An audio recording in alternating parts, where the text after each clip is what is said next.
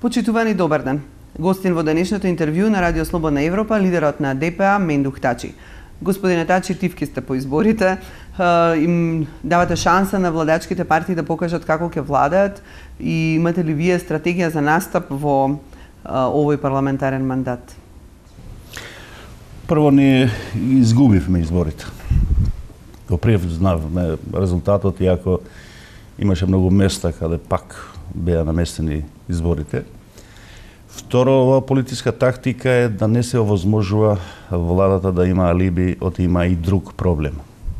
Мислам дека успеавме до негде и внатре и на граѓаните и на меѓународната заедница да им докажем дека тука имаме само еден проблем. А тој проблем е владата на Република Македонија.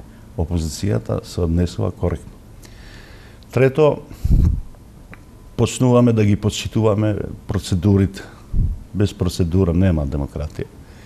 Сепак им овозможивме тие 100 дена, поготово на нашиот политички конкурент ДУИ, да ни докажат на нас и на граѓаните колку ќе успеат тоа што ветија на избори да исполнуват.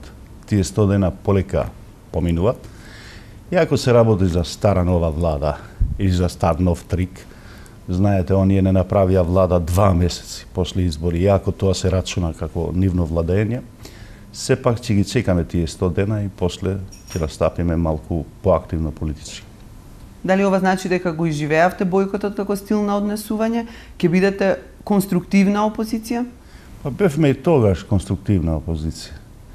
Иако се сложувам со вас, имаше многу недоразбирање, поготово од меѓународната заедница за нашиот бојкот. Јас сепак мислам дека бојкотот е демократска институција. Ние не тргнавме кон други политички чекори кои може да ги нарекуваме порадикални и поекстремни. Сега нема да аплицираме таква политика на бојкот, но тоа не значи дека нема да бидеме активни. На крајот, ако сите ќе се увериме и граѓаните и ние како политички партии во опозиција оваа влада нема капацитети да однесе земјата напред, сигурно ќе бараме друг излез.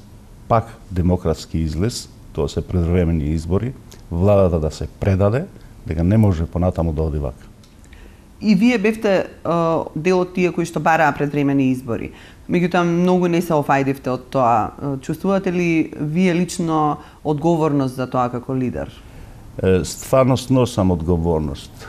Албанците не ми го дадоа мандатот да владеем, но ми дадоа друг мандат. Јасно е, децидно дека јас сум неприкосновен сега како лидер на опозицијата кај албанците. Можев да го направам и последниот шекор да се повлечам, да ги изгубив изборите, но анализирав дека тоа може да се смета као дезертерство, пошто нема друг. Тие што проба да имитират или да конкурират како опозиционери, претрпија катастрофален пораз од мене. Сите други политички конкуренти.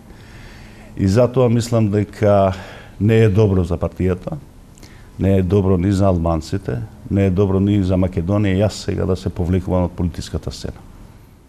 Јас би се вратила малку на вашата политичка платформа, во која што и официјално ја внесовте вашата идеја за нов политички договор. Како мислите да го остварите овој план? Прво, позната политичка кариера моја 18 години.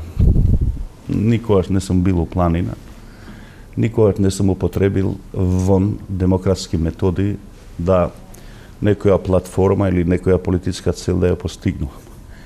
И во овој смер ви зборам и за новиот политички договор. Прво, се зборува за начинот на одлучувањето. Мислам дека у Македонија одлучувањето комплетно е на рацете на еден народ, се гледа само или се почитува или се аплицира во институциите на државата само политичката волја на македонците. Начинот на одлучувањето не е окей. Ние сме два народа кои имаме капацитети на државотворност и државорастурност, како не знам како да го кажам.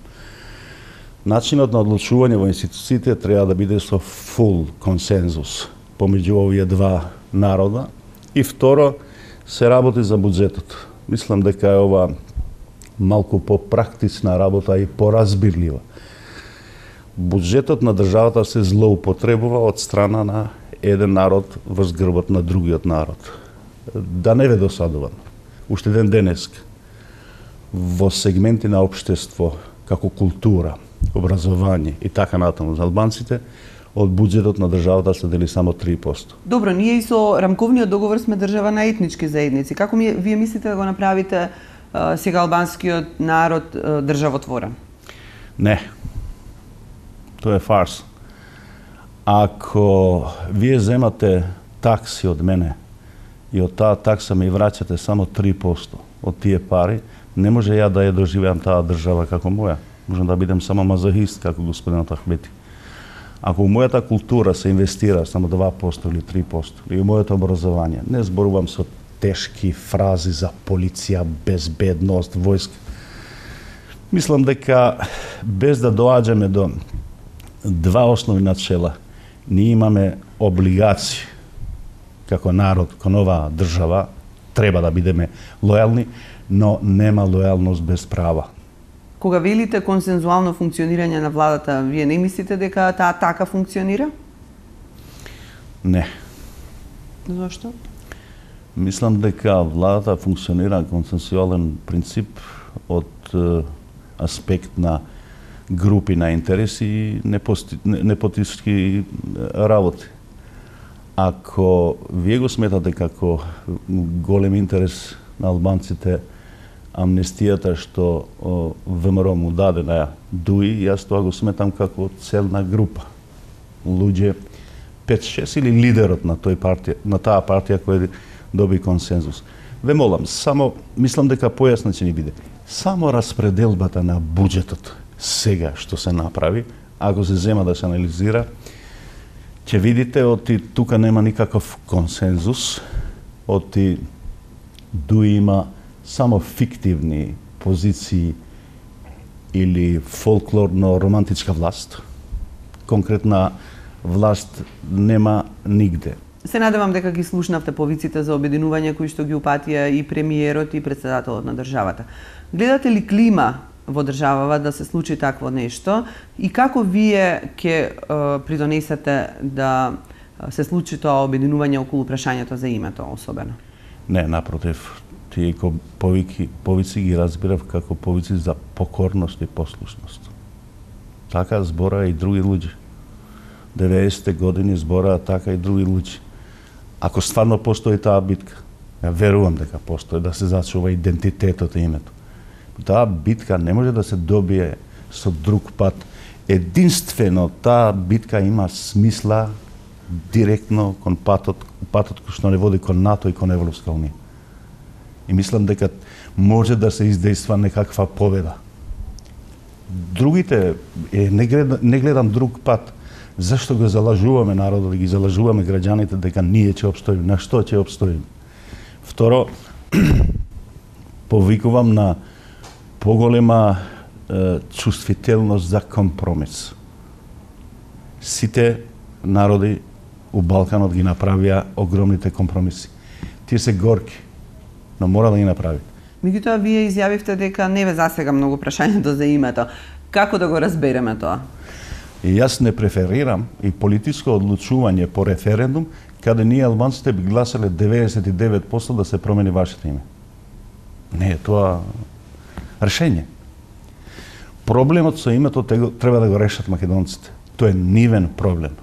Но тоа е име и на вашата држава. Да, ама проблемот во тоа што името на оваа држава е поврзан со вашиот идентитет. И затоа од тој аспект мислам дека тоа е ексклузивно ваш проблем. Проблем на македонците. Ви благодарам за разговорот. Фала. Ова беше неделното интервју на Радио Слободна Европа. Се гледаме за 7 дена.